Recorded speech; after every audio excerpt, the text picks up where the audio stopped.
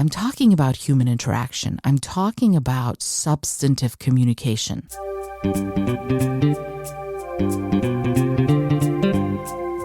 Hello and welcome to the Innovative Mindset Podcast. I'm your host, Isolde Trachtenberg. On the show, I interview peak-performing innovators in the creative, social impact, and earth conservation spaces. I also bring you ideas and techniques that you can grab and use to set goals, create, and unlock your potential for changing yourself and the world. And now, let's get to the show.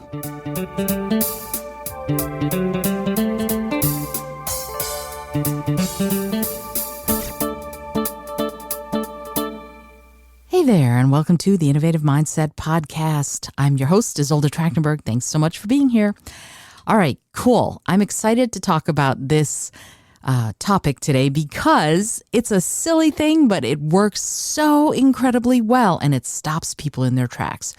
I'm talking a lot about, especially if you're shy or socially awkward, how to start conversations. How do you get into a conversation in a way that feels substantive and good without also feeling like you're being a complete idiot, right? That's the thing.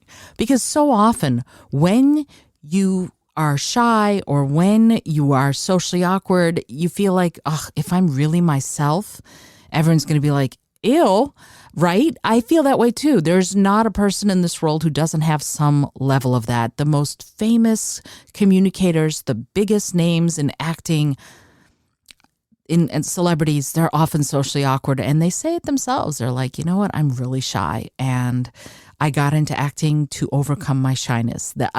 So many people have said that, and so many people are like, I'm actually an introvert, and I needed to get out of my shell. And so I joined a choir, or I started singing, or I started performing, or I started dancing.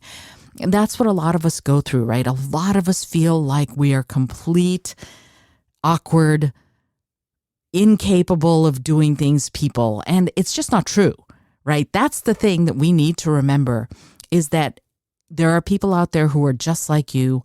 Even if you feel awkward, even if you feel completely incapable of starting conversations, of making those kinds of connections, there are lots of us that feel the same way. And some people, very few people, this comes naturally to. The vast majority of us, we have to learn. We have to figure out how to do it in a way that feels both good to us and also that is effective with the people we're trying to communicate with. Very few of us, and well, none of us are born with language, right? Let's call it that. There's not a single one of us that's born knowing how to speak. We all have to learn. And really, we're not born really knowing how to listen either. We're born screaming. We scream for attention. We scream to get treated well. We scream to get cared for when we're babies. And then over time, we pick up all of these other niceties and we learn how to listen. And the problem with listening is that very few of us are actually ever taught how to listen well. Ooh, that's a tough one, right? We think we're listening. I think I'm paying attention, but I'm actually not. I'm not actually taking in all of the guidance that I'm getting from the person who's saying things to me. I'm not. I'm often going, I'm listening. Yeah, I'm listening, but I have to work at it in order to listen effectively. And Dr. Albert Mehrabian talked about the 7-38-55 rule, which is 7% of what you take in is the words that someone is saying, 38% is the intonation with which they're saying it, and 55% is body language. Is it any wonder we don't often understand the person who's talking to us? I mean, think about it. How is it that we're not taught that to begin with? Only 7% are the actual words that you take in. 38% you take in the intonation, the sound, the tone, and you know how they say, you had a tone. Well, yeah, that's it. That's so much of what's going on. And 55% is the body language. Imagine the difference between someone going, I'm leaning towards you, versus I'm sort of leaning away and I've got my arms crossed. Two totally different vibes. And paying attention to that is very important when you're listening. So a lot of this is that listening bit. And I'm going to talk a lot more about all of that 7-38-55 in the future. But right now, the reason I brought it up is because if you're going to ask questions, if you're going to try to communicate, if you're going to try to interact, you're going to need to listen, right? It's not just about saying something and then bulldozing over whatever they say. It's about asking questions and then listening effectively for the answers. And they call it active listening, but that's not the only thing. It's an openness. It's open body language. It's an open heart and an open spirit that really wants to know, really wants to hear, and really wants to understand what the other person is saying. So much of it is that. Work on those skills. Work on listening to the words. Work on listening to the tone. Work on taking in and understanding the body language. That will help you immeasurably become a better communicator, no matter how shy you are. This is something that Dale Carnegie says in his book, How to Win Friends and Influence People, and it's so important. People love hearing the sound of their voice. People love talking about themselves. So if you give someone an opportunity to talk about themselves, they will love you. They will adore you. Okay? Really important to think about in this way. So here's what I want to say. I love asking people questions about themselves. And it also makes you a better communicator. That's the thing that we don't get. It makes you a much better communicator if you just ask someone questions about them. And Dale Carnegie said it right. He said, and people love hearing the sound of their voices. They love speaking about themselves, their ideas, their interests, their loves, their desires, even their regrets. They love it.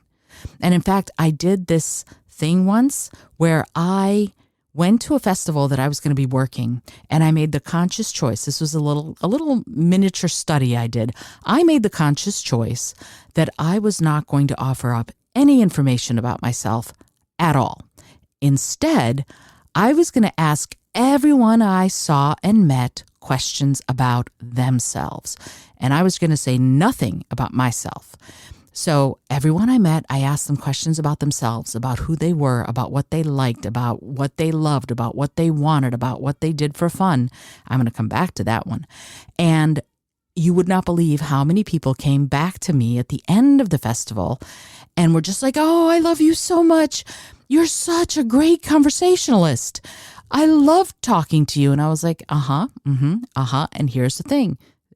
I didn't really talk. Other than to ask them questions about themselves, I didn't really say anything. And they thought I was an amazing conversationalist. That is the key right there. People will think you're an amazing conversationalist if you don't talk, and instead, if you listen. Let me say that again because I think it's important. People will think that you're an amazing conversationalist if instead of doing all the talking, you listen to them. That is gold right there. Take that in. Really, it's gold. All right, so there's part one. Part two, I said I was going to come back to, what do you do for fun? That is one of my favorite questions to ask people I first meet, particularly in any sort of professional setting. Because here's the thing. Everyone is expecting, what do you do? As in, what do you do for work? They're expecting that, and they're ready to go and give you the answer for what they do for work. And I always go, so, Jeremiah, what do you do for fun? And they kind of go, huh? And why? Because it's shocking. Everyone wants to know what they do.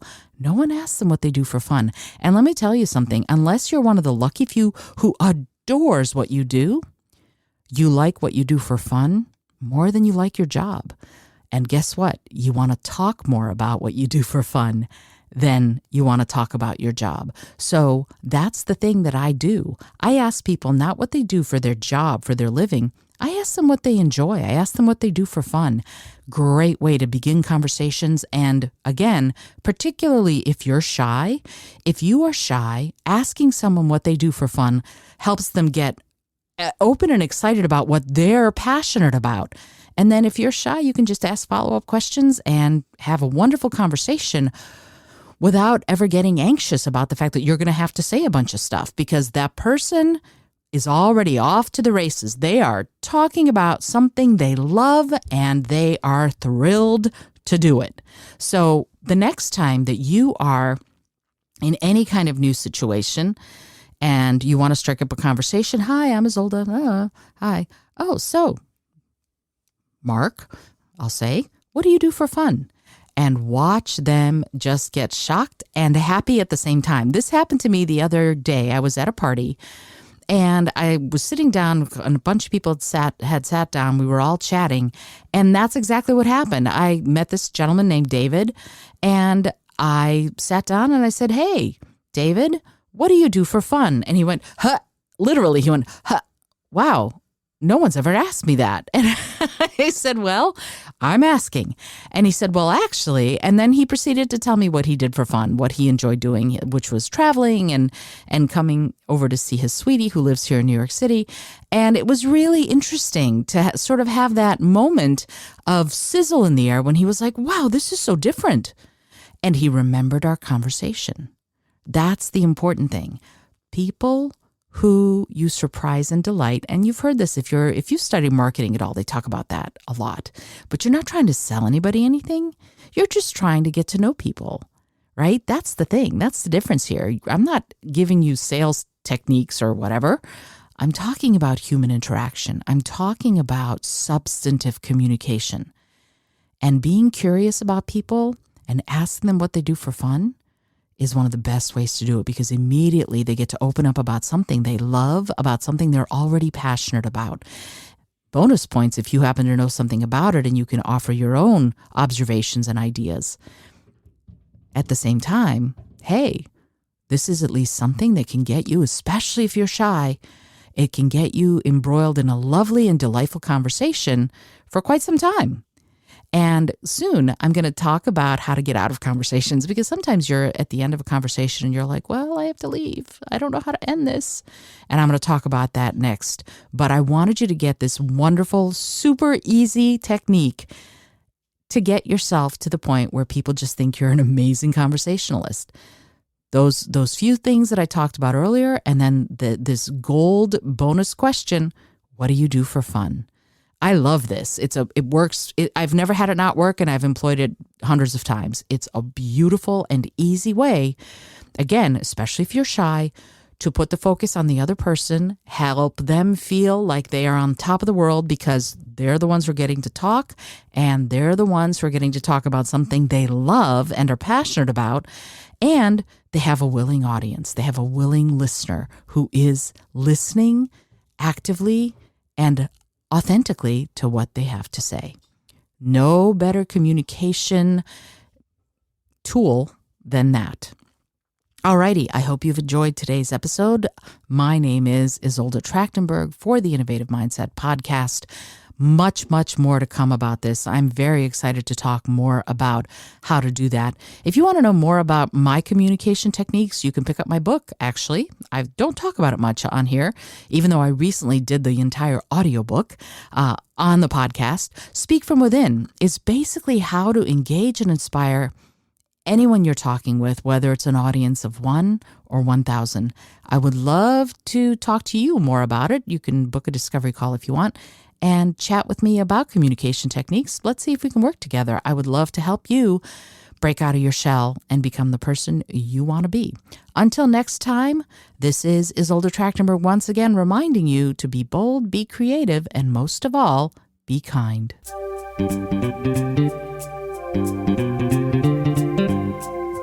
Thank you so much for joining me today. I really appreciate you being here.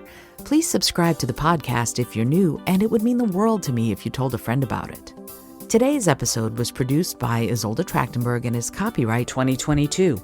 As always, please remember this is for educational and entertainment purposes only.